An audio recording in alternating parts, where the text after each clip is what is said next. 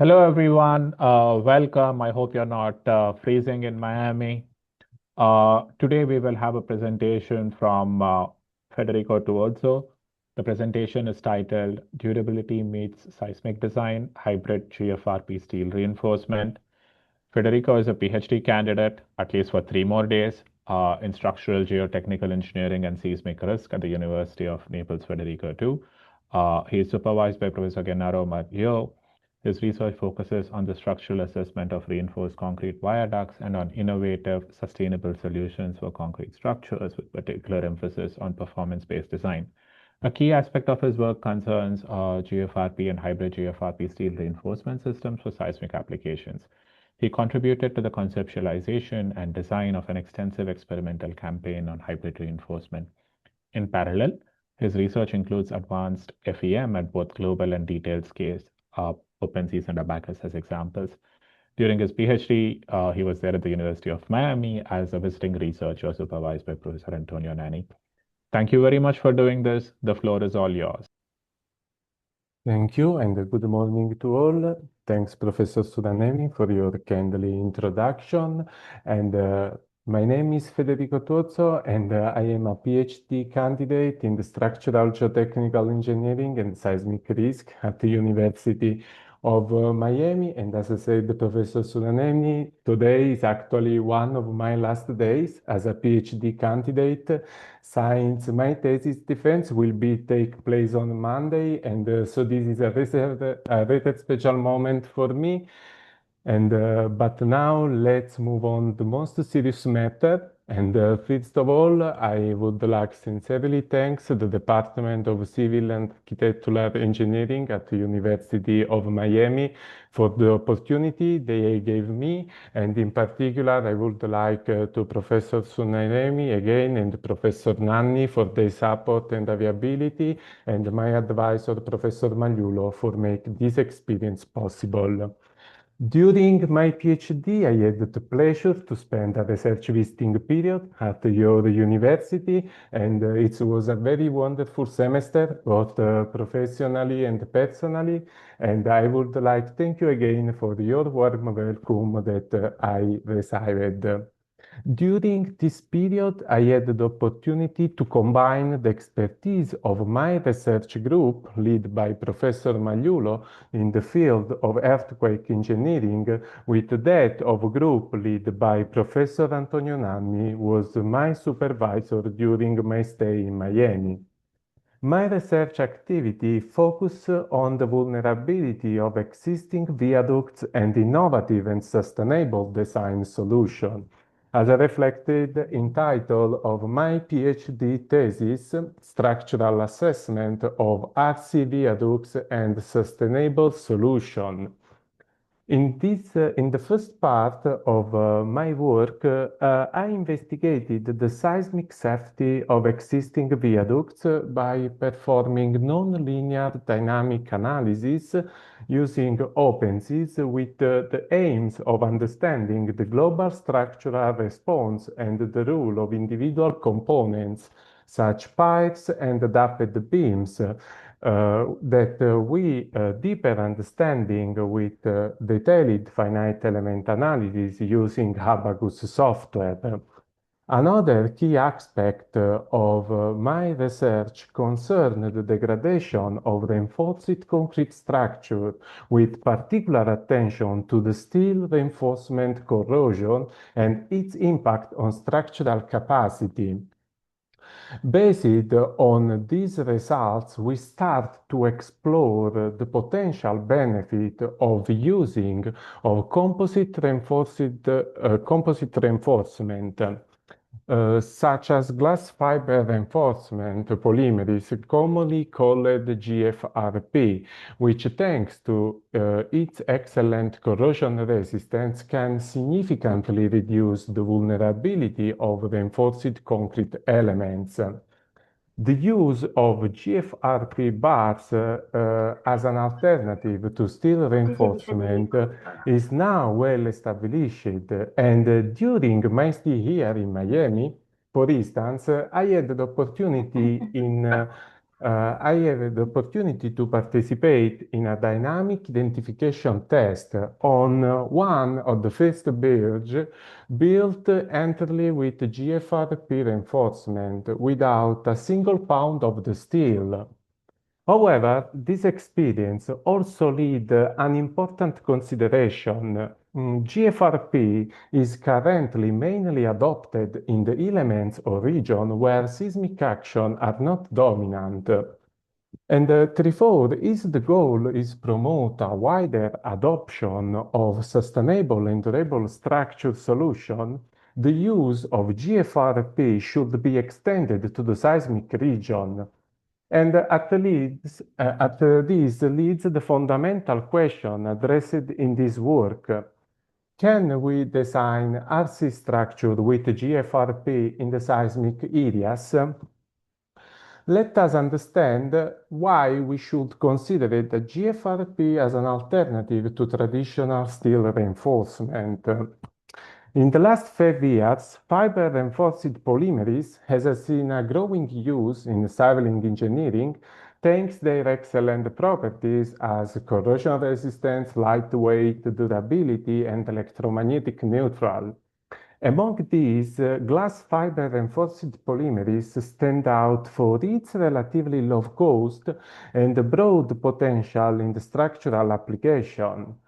Um, However, its elastic and brittle behavior limited their application in the seismic zone where ductility and energy dissipation are crucial for structural safety. The first part of this presentation focuses on the design assumption and one of the code-based philosophy behind the proposed solution. Before moving to the specific case study, I would like you to briefly introduce some fundamental principles that will be recalled throughout the seminar. At the core of the seismic design lie the concept of the strength hierarchy between the materials. One of the most common example for explain this concept is the chain analogy, where steel links are in gray and the glass link are in light blue. This example is very effectively to highlight how the global response of a system is governed by the weakest and most critical component. We know that by definition, steel is a ductile material, while glass is a brittle material characterized by an elastic behavior up to the failure. If we imagine by applying a tensile force to the chain and the strength of glass link is lower than the yielding stress of steel link, mean the failure occurs before the steel reaches the plastic behavior, and the overlap response of the chain will be brittle. In this case, the behavior of the high-ether system is dominated by the fracture of glass link, preventing any significant energy dissipation. On the other hand, if the strength of the glass link is higher than the steel link, the situation completely changes, and in this case, the global response of the chain is governed by the steel, which is able to yield and develop a ductile behavior, while the glass remains in elastic range. As a result, the system can undergo large deformation and dissipate energy without develop a brittle failure. In the seismic engineering, this concept is extended from the material level to the sectional level and ultimate to the ether system structural. According to the philosophy adopted by the Mine Seismic Design Code ASC 7 and Eurocode 8, specific regions of the structure are intentionally designed to dissipate energy through the formation of the plastic hinges. These regions, highlighted in the different color, activate at different stage and follow a well-defined hierarchy of strength and damage progression. This hierarchy is fundamental to ensure a global ductile response of the structure and avoid the undesirable brittle failure mechanism. Although a detailed discussion of capacity design is behind of the scope of this seminar, and this concept provides the necessary framework to understand the design assumption adopted in the following part of the presentation. And let us now return to the main question of this seminar and briefly look at the regulatory context. If we looking the main seismic design code, we immediately note a gap for the FRP material. In fact, both ASC 7 and the Eurocode 8 doesn't allow the use of GFRP in the seismic zone, and the only available option are the traditional steel reinforcement. Looking at the codes that specifically addressing the GFRP, the main two ones are CSA and ACI 414. The first Canadian standard provides a guideline for GFRP reinforced member and some provision for hybrid system. However, this provision was focused more on retrofitting than the new design. And the provision for seismic design are limited and in general is prohibit the use of full GFRP reinforced member in the seismic areas, while ACI provide a more comprehensive framework for design with GFRP bars, but does not include any seismic provision, and as a result, the use of GFRP bars is not permitted in the seismic regions. The most recent code introduced a new perspective. The Saudi Arabian Building Code, published in December 2024, and the new Italian CNR guidelines, currently under review, and in the next time published, both adopt the approach developed by our research group, which actively contribute to their drafting. This code adopts two different approaches, the strength-based approach and the hybrid approach, and both provide a comprehensive provision for structural analysis, design, and verification for member and data structure. This table summarizes the state of art from code perspective. ACI remains the highest limited code with no seismic provision, while SBC and CNR are the most innovative and advanced, and both adopt the proposed approach proposed by our research group that allowed the use of GFRP in the seismic zone.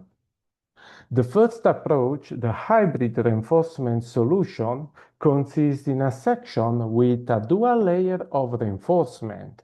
The GFRP placed in the outer part of the section enhances strength and durability, while the steel in the core of the section provides ductility and energy dissipation.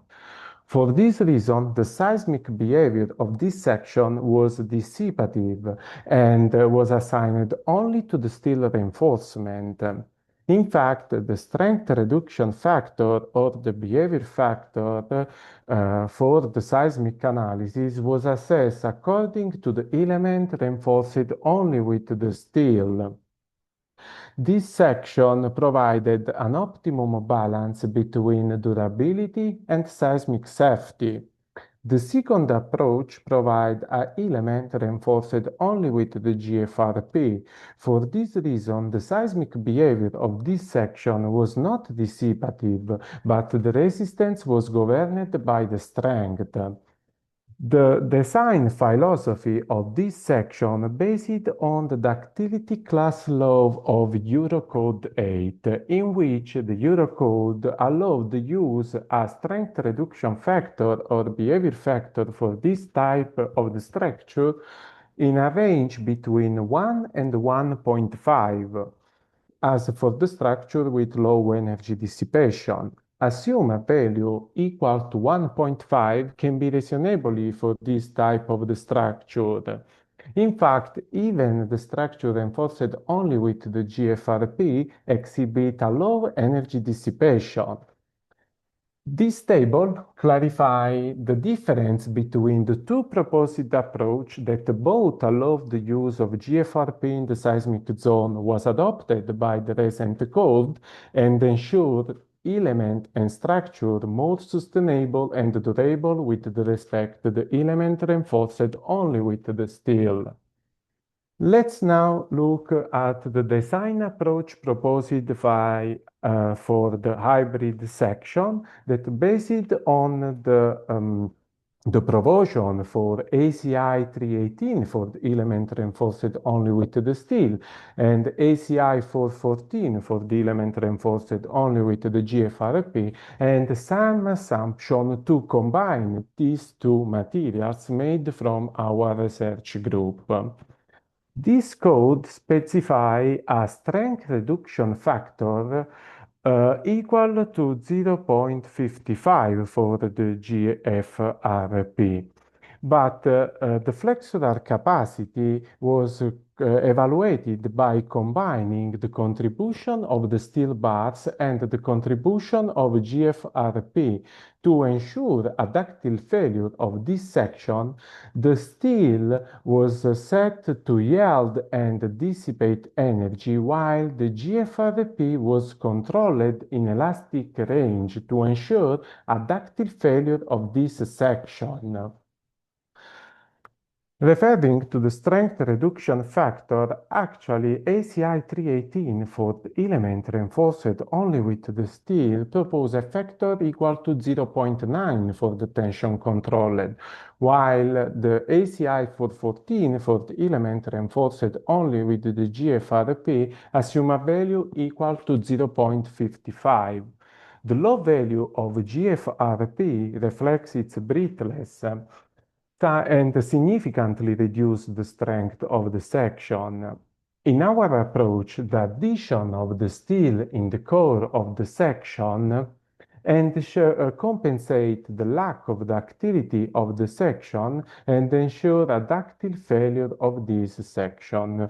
For this reason, we propose the adoption of a strength reduction factor for tension controlled and transition equal to 0.9, as for the element reinforced only with the steel. By assuming a steel strength reduction factor means referring the tension strain limit, the minimum reinforcement area, and balanced reinforcement ratio equal to the element reinforced only with the steel as prescribed by ACI 318. I will not go into the detail of this choice, but a very interesting point was the shear strength of this section. The shear strength of this section was assessed by considering only the contribution of the concrete and the GFRP stirrups. This was a calculative assumption since in the literature now there is no established model to assess the capacity of this section with stirrups arranged into two different layers and made from two different materials. While referring to the concrete shear strength, actually the code proposed two different equations for the element reinforced only with the GFRP and the element reinforced only with the steel. The difference is related to the reduction factor for the element reinforced only with the GFRP. This factor reflects the low elastic modulus of GFRP that produce a large deformation and a cracking in the beam that could compromise the concrete shear strength. In our approach, the addition of the steel in the core of the section increased the stiffness of the beam, leading to response similar to the element reinforced only with the steel. For this reason, we propose the adoption of concrete shear strength according to ACI 318 as for the element reinforced only with the steel. Having introduced the theoretical framework, we now turn to its practical application, and the follow case study demonstrates how the hybrid approach can be effectively applied and validated in a real structure. Starting from the beam, the case study involves a reinforced concrete moment-resisting frame. The moment-resisting frame building designed according the current code for an high seismic site in the center of Italy, corresponding a seismic design category D according the ASC 7. And after the pre-design phase, we focused on the beam highlighted in the figure. The choice of this beam was influenced by its great exposure to environmental elements compared to the internal beams and more demanding load is expected compared to the beam of upper floors. 3 beams were designed with 3 different approaches. The first reinforced only with the steel reinforcement, the second with the GFRP, and the last with our hybrid approach. This section was designed with the same cross-section and the same bending moment capacity. The seismic verification of these 3 beams was conducted according to the Eurocode 8. As American code mainly prescribe a check on dimension and reinforcement quantity, which obviously are met for the steel. Eurocode 8, however, include a local ductility check in terms of the curvature in the zone that we previously see. And the demand was assessed by considering an equivalence between the behavior factor from Eurocode 8 and the ratio between the response modification coefficient and the importance factor from ASC 7. While the capacity was assessed by considering a ratio to ultimate curvature evaluated for different limit state conditions and the curvature at the yielding, according to the Eurocode 8, using both section analysis and finite element analysis. Here we present the section analysis of hybrid beam evaluated by determining the equilibrium curvature at the different limit state condition, yielding of the steel, elastic deformation of the concrete, and the ultimate deformation of the concrete.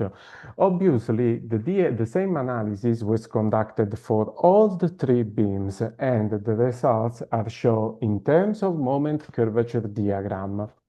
The results show that the ultimate condition for the section reinforced only with the GFRP is related to the failure and rupture of GFRP bars, while for the section reinforced only with the steel and the hybrid section, the ultimate condition was related to the concrete crushing, according to the assumption. And the most interesting result was that both hybrid and steel section meets the requirements according to the Eurocode 8 for an high seismic site in the center of Italy that was related at demand to 6.2. These results were further validated through a finite element analysis performing using OpenSys. The demand and capacity of the beam were evaluated in line with the methodology previously described, while the material behavior was modeled according to the the constitutive laws that we can see in this slide. The finite element analysis was developed in the OpenSys by adopting a fiber approach model and assigned at each fiber the behavior of confined, unconfined, concrete, steel, and GFRP.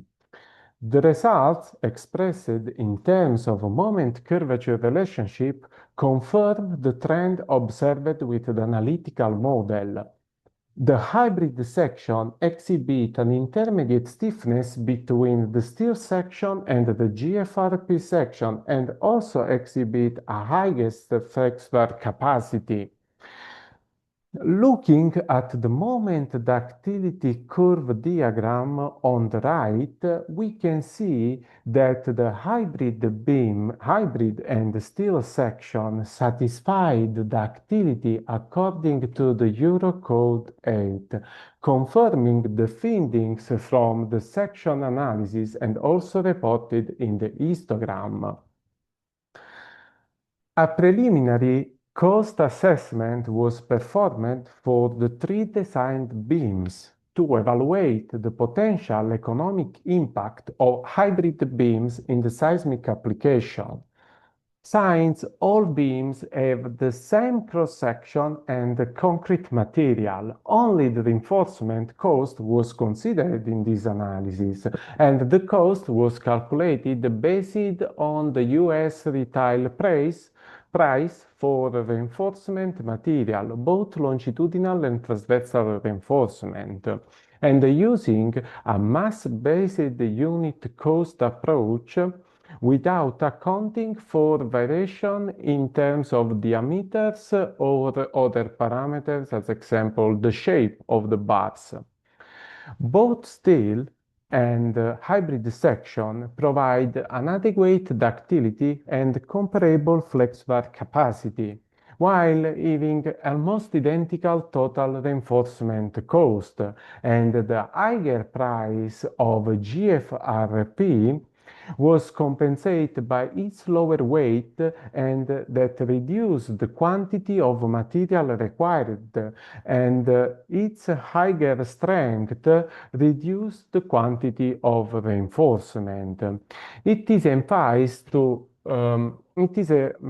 important to emphasize that the benefits of hybrid beams extend far behind the initial material cost, which is the only aspect that we preliminarily assessed, and although not yet quantified, the hybrid beam shows significantly higher durability and is expected to have a longer service life compared to the steel reinforcement one. Additionally, the lower weight of GFRP can lead to considerable saving in terms of transportation and site handling, and these parameters were further investigated in the next analysis that will be conducted. Another key element are the beam column joint in the seismic design. As emphasized by the modern design code, this is a crucial element, and they ensure the application of capacity design approach, and this design is a very challenging even for the conventional reinforced concrete structure. Threefold, the design and verification of hybrid joint are crucial to support the adoption of this innovative approach and fill the current regulatory gaps. The case study referred to the same building seen in the previously analysis, and the design of hybrid joint begin with the design of the column. First of all, the bending moment axial force domain interaction was assessed for the column by considering 5 characteristic conditions by assuming an intermediate condition for the element between the element reinforced only with the steel and the element reinforced only with the GFRP. Obviously, in this condition, the compressive contribution of the GFRP for the equilibrium was completely neglected. And once the column capacity demands were defined for two limit conditions, the maximum axial force and the minimum axial force. And the demand was assessed by considering all the seismic load combination for the Eurocode gate that we can see in the figure with a circle for the bottom of the column and with the triangle at the top of the column. The moment in the both direction was evaluated for the first and the second floor column, and as we can see in the figure, the demand fall with the design with the demand capacity for each column. And once the design of the column was completely, the next step involved the design of the beams, framing into the joint. And the adopted approach followed the methodology proposed by our research group and discussed today. And this slide showed the hybrid section for the members framing into the selected joint. The beam shared the same geometric section but with different GFRP reinforcement related to the different demand associated to the beams, while the column for the first and the second floor have different cross-section and different reinforcement layout. The internal force the seismic demand for the joint was assessed according to the Eurocode date, with a particular focus on the equilibrium between the bending and the shear capacity of a member framing into the joint, according to the capacity design approach. And after the evaluation of the shear for the equilibrium translation, the shear demand according to the Eurocode date was amplified through an overstrength factor, gamma RD. This factor accounts the strain hardening of the steel, which can occur under seismic loading condition when steel yields and develops stress behind its nominal yield strength. However, its amplification is applied only to the steel bars, as the GFRP reinforcement does not exhibit a plastic behavior, and the maximum stress of GFRP was assumed as the design value specified by ACI 414, without applying any overstrength factor. Once the shear demand was evaluated, a detailed verification was carried out in according to the Eurocode 8, which provide a specific guide for design the beam column joint. The first step involves the check of the compressive capacity of the joint panel using the equation 1. And the next step is to assess the risk of diagonal tensile crack of the joint, which could compromise its integrity.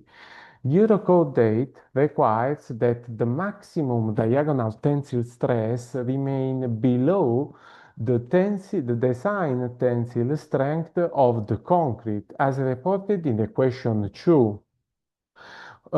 This condition was not always satisfied, even for the element reinforced only with the steel. For this reason, the code allowed the use of equation 3 that considering the steel wraps placed into the joint.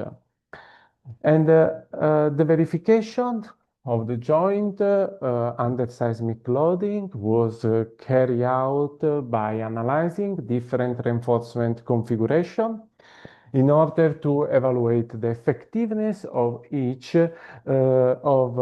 combination. And as previously discussed, the first check involves the diagonal compression that was always satisfied for all the combination, obviously, while, however, the situation significantly changed when we considered the equation 2, which was never satisfied in any case. But according, as we can see in this histogram, but according to the Eurocode date, we considered through equation 3 the contribute of the stirrups placed into the joint, and the check showed that the configuration using only steel or GFRP was not sufficient to meet the requirement. However, when hybrid reinforcement system we considered, the verification was satisfied even when the contribution of the GFRP is limited to the 50% of this strength capacity, according to prescription of ACI for the bars that works in tensile. Following the same approach previously illustrated for the beam, a finite element analysis were also carried out for the joint regions in order to verify the modeling assumption. And as a first step, a benchmark experimental test available in the literature was considered. In particular, the experimental campaign carried out by Clyde et al. Is adopted as a reference. And the the geometry of the spacemen and the test setups are reported in this slide. And based on the material properties reported in the experimental work, a finite element model was developed with the objective of accurately reproducing the observed experimental behavior, and the material parameter adopted for concrete and steel as reported here according to the Clyde et al. This slide summarizes the main characteristic of finite element models developed in the abacus, in particular the geometry of the joint, the boundary condition, and the adopted mesh refined are reported in this slide. And by applying the same loading protocol in experimental campaign, the nonlinear analyses were performed, and the results are shown in this slide. First of all, the numerical simulations show a very good agreement with the experimental results by Clyde et al., and this is evident both in terms of global response presented by load displacement curves and in terms of local damage mechanism. In particular, the numerical model is able to capture the stiffness degradation, the peak load, and the post-peak behavior observed experimentally. Moreover, the comparison with the numerical results presented by Nash et al., for simplicity, confirm the validity of the proposed model strategy, and the predicted crack patterns and the damage evolution expressed in terms of damage T show a very similar distribution with the model of Nash et al. That reproduced the experimental test. Once the numerical model was properly calibrated and validated, and the boundary condition, obviously, and the loading procedure were clarified, the same modeling strategy was applied to the joint of the building previously analyzed. And with the reference of the cross-section shown here, a finite element models of hybrid joint was developed using abacus with aims to deeper understanding of its mechanical behavior. And for this case study, the main features of the model are reported in this slide in terms of geometry, boundary condition, and mesh discretization.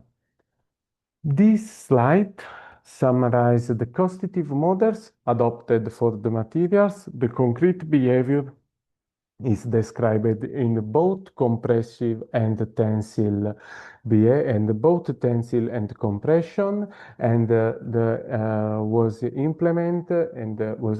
also implemented the damage parameter to control the damage evolution of the concrete according to concrete damage plasticity implemented in the abacus.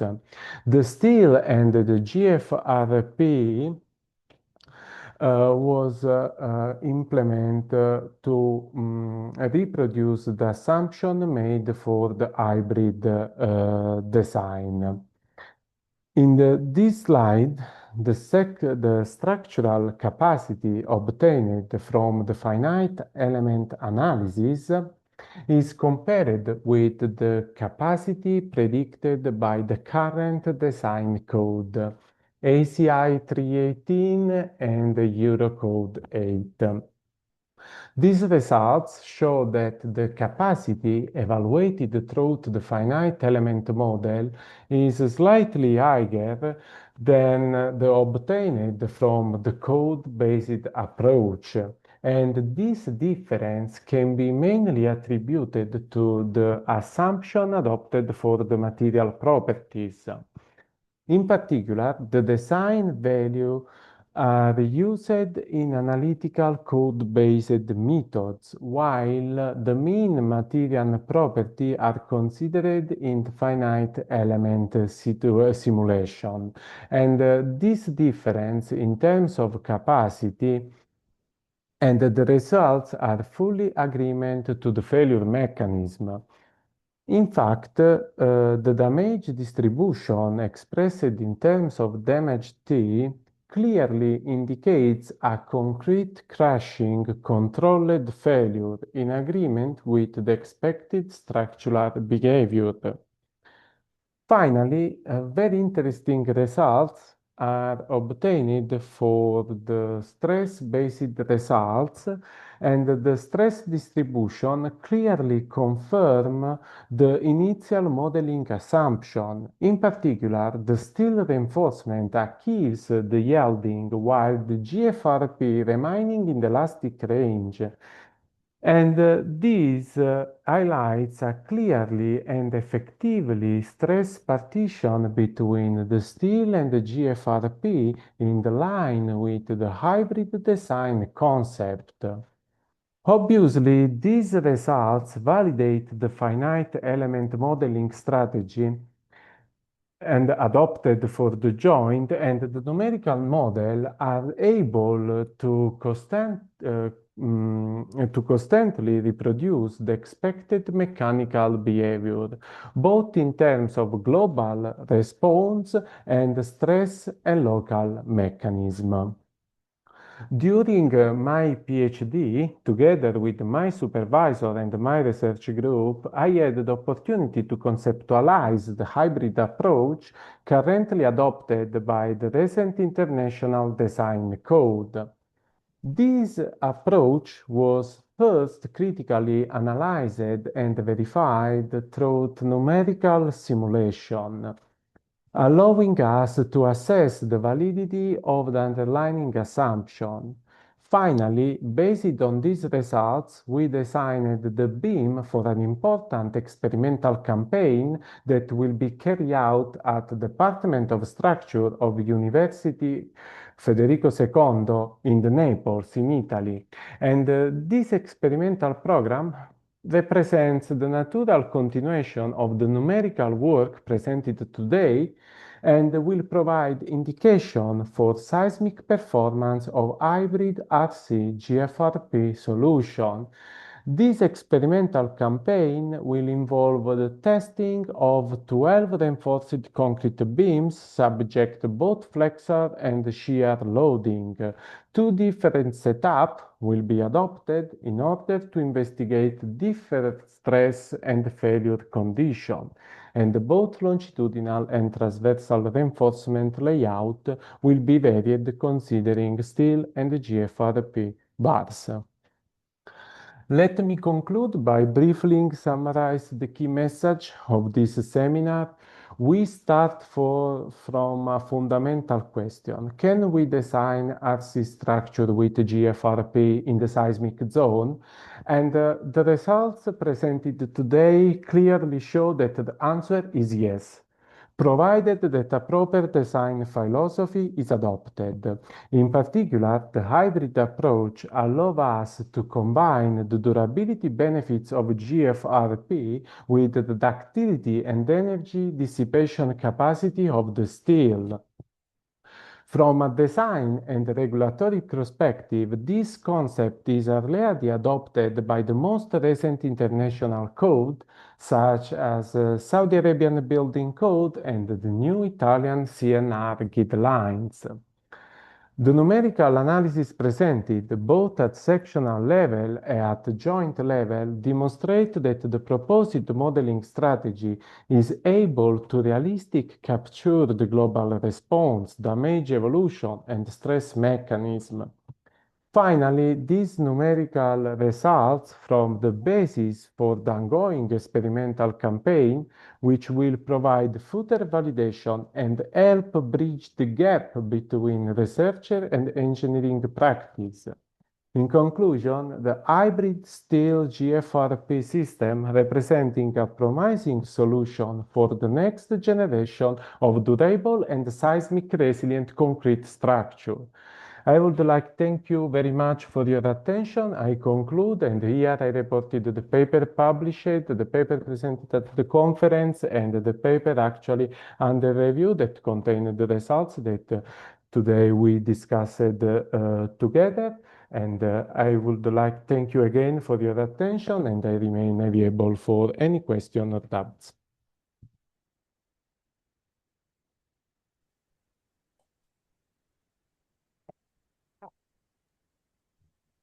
Let me stop recording and then Okay. just a second.